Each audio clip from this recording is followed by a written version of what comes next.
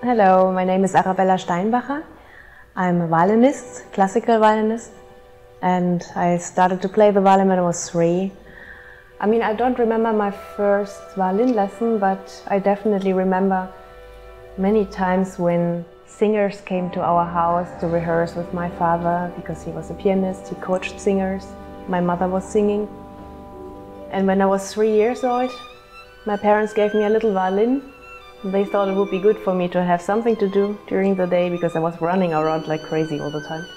Yeah, it was something like eating and drinking, and never something serious where I thought, okay, that's going to be my profession and I have to work very hard. No.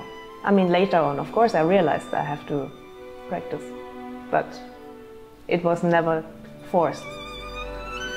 When I was a child, I loved to draw, and I loved to write little letters to my grandparents in Japanese. I don't know, I had so many pictures in my head, and I loved drawing, and mostly I realized now, since the violin was always there since I was 3 years old, then in almost every picture it's somewhere, you know.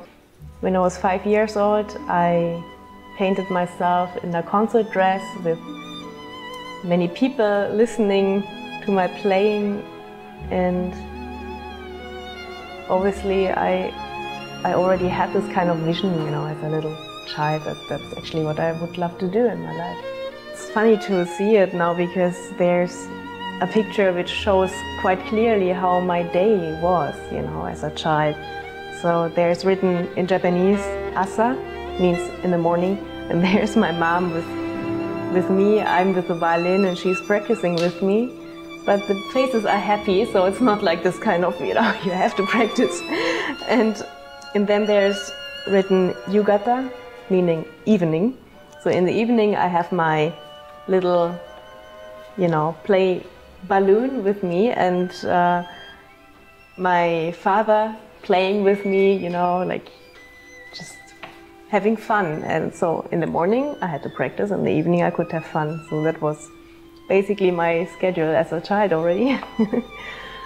There was a period in my life where I was really kind of thinking, well, do I really survive all that?